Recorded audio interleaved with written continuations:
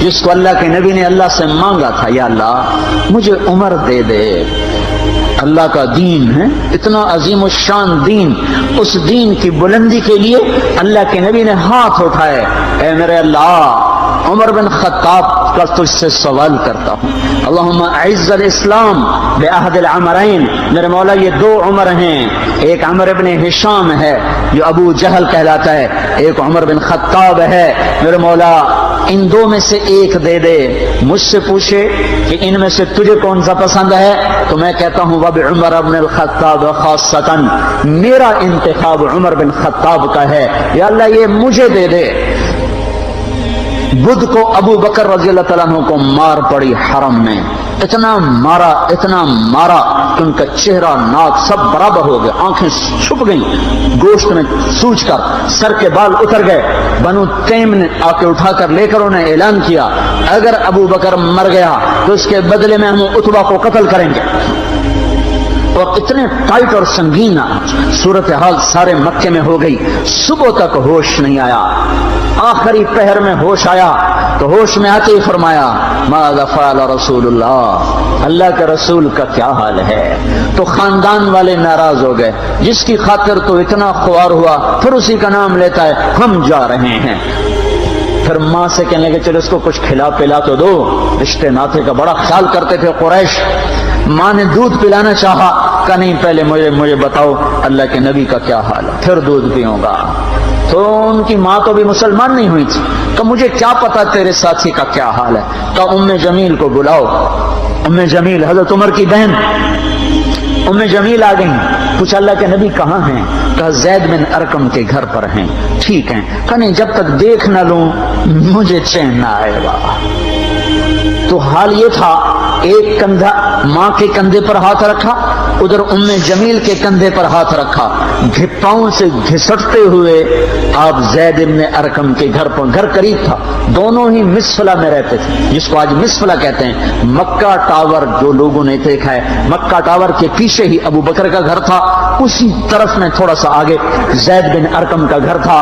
تو گھسٹتے ہوئے پاؤں کے ساتھ جب وہاں پہنچے، آپ کی جب نظر پڑی اللہ کے نبی کی تو گلے لگ کر آپ اتنا روئے کہ آپ کی ہچکیاں بند تھیں، پھوٹ پھوٹ کے روئے۔ موقع غنیمت جانا کہ یا رسول اللہ یہ میری ماں ابھی تک ایمان لئی، اس کے ایمان کی دعا فرما دیں۔ آپ کے ہاتھ اٹھنے تھے کہ ابوبکر کی ماں کا سینہ ایمان سے روشن ہو گیا۔ یہاں پھر آپ نے بے بس ہو کر کہا اے میرے رب ایک عمر مجھے دے دے، یا عمر بن خطاب دے دے، یا عمر بن ہشام دے دے، اور میں عمر بن خطاب مانگتا ہوں۔ یہ جمعرات کو رات کا واقعہ، بدھ جمعرات کی درمیانی رات کو دعا مانگی گئی ہے۔ ادھر صبح مشورہ ہو رہا ہے کہ محمد کا صلی اللہ علیہ وسلم کا کام بہت تیز ہو گیا ہے، اس کا کیا کیا جائے؟ مختلف رائے، عمر کی رائے آ رہی اسے قتل کر دیا جائے، عمر کی رائے آ رہی ہے قتل کر دیا جائے۔ اوپر کیا فیصلے ہو چکے ہیں، نیچے کیا نظام چل رہے ہیں، بھائی کون قتل کرے؟ کہ میں خود قتل کروں گا، میں خود قتل کروں گا۔ سارے قریش کہنے لگے بے شک تو ہی اس قابل ہے کہ تو اس کو قتل کر سکے، اور کسی میں یہ ہمت نہیں ہے۔ بنو ہاشم سے، بنو مطلب سے کون ٹکر لے گا؟ ننگی تلوار لے کر جا رہے ہیں، یہ نہیں پتا خود قتل ہونے کے سامان پیدا ہو چکے ہیں۔ راستے میں نعیم بن مسعود ملتے ہیں، ارے عمر یہ سونتی ہوئی تلوار اور یہ غصے کے آثار کیا قصہ ہے؟ کہا آج محمد کا کام نمٹا دوں گا۔ کہنے لگے پہلے گھر کی خبر تو لے، کیوں؟ کہ تیری بہن مسلمان ہو چکی ہے، تیرے بہنوں ہی مسلمان ہو چکے ہیں۔ سارا غصہ ادھر منتقل ہو گیا، سیدھے پہنچے دروازے پہ دستک، وہاں خباب رضی اللہ تعالیٰ عنہ وہ ان کو قرآن پڑھا رہے تھے، دستک دی، ام جمیل نے ہوئی تو عمر آ گئے۔ خباب بھاگ کے اندر چھپے اور اندر تشریف لائے، آتے ایک تھپڑ مارا بہن کے منہ پر کہ تو بے دین ہو گئے، اور بہنوئی کو گرا کے مارنا شروع کیا، خون و خون کر دیا۔ سعید بن زید، یہ بھی عشرہ مبشرہ میں سے ہیں، سعید بن زید۔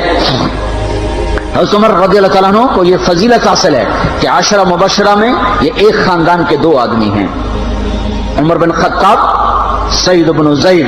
سعید بن زید بہنوئی ہیں، یہ دونوں سالہ بہنوئی، دونوں عشرہ مبشرہ میں سے ہیں۔ جب مار تھک گئے تو ام جمیل نے کہا عمر جو کرنا ہے کر لے، حق نہیں چھوڑیں گے۔ غصہ اتر چکا تھا، قرآن باہر پڑا رہ گیا تھا کہ یہ کیا ہے، دکھاؤ، کہیں تو ناپاک ہے، نہیں دکھاؤں، ہاتھ نہیں لگا سکتے۔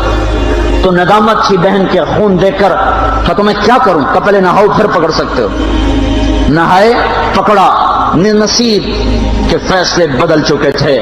سامنے آیا طٰہ ما انزلنا علیک القرآن لتشقى الا تذکرة لمن یخشى تنزیل ممن خلق الارض والسماوات العلا الرحمن على العرش استوى له ما في السماوات وما في الارض وما بينهما وما تحت الثرى وان تجهر بالقول فانه يعلم السر واخفى اللہ لا الہ الا ہو لہ الاسماء الحسنى وهل اتاك حدیث موسیٰ اذ رأى نارا فقال لأهلهم كثوا إني آنست نارا لعلي آتيكم منها بقبس أو أجد على النار هدى فلما أتاها نودي يا موسى إني أنا ربك